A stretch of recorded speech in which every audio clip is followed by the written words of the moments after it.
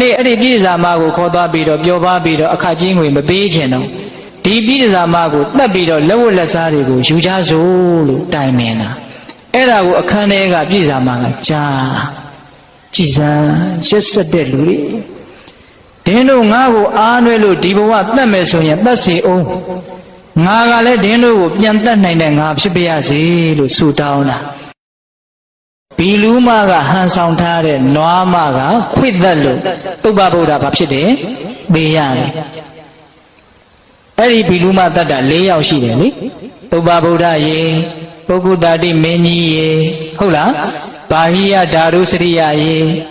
ပင်လေထဲမှာသင်္ဘောပြတ်တော့လေကျွန်းပေါ်ရောက်သွားတော့အရှက်လုံယုံပြင်ကြားလေးကတ်ထားတော့လူတွေကအလိုနေတဲ့ယဟန္တာကြီးဆိုပြီးတော့ဝိုင်းပြီးတော့ကိုးဝယ်ကြတော့သူကလည်းပဲရင်မှုပြီးတော့ဟုတ်တယ်လူကြီးလုံနေတာကြားဘူးတယ်မဟုတ်လားပါဟိယဓာရုစရိယနောက်ပြီးတော့တံဖတ်ဓာတိကခိုးသားတွေကိုတတ်တဲ့လူသမားကြီးပေါ့အဲ့ဒီ၄ယောက်ကိုဒီဘီလူမကတတ်တယ်ဘာလို့တတ်တယ်လဲဆိုတော့တခုသောဘဝတုန်းကသူကပြည့်စာမလေဒီလူတွေကြားဖို့တဲ့လူငယ်တွေအတွက်နည်းနည်းပြောပြမယ်အဲ့ဒီလူ၄ယောက်ကတထေးသား၄ယောက်ဖြစ်တယ်အဲ့ဒါဒီနေ့အဲ့ဒီပြည့်စာမကိုခေါ်သွားပြီးတော့ပြောပါပြီးတော့အခါချင်းငွေမပေးချင်တော့ဒီပြည့်စာမကိုတတ်ပြီးတော့လက်ဝတ်လက်စားတွေကိုယူကြစို့လို့တိုင်ပင်တာအဲ့ဒါကိုအခန်းထဲကပြည့်စာမကကြား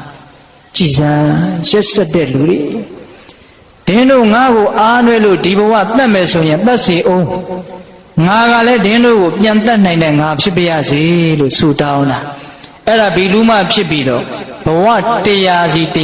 တ်တယ်တဲ့ဗမာစကားပုံကတော့ကိုယ်စရင်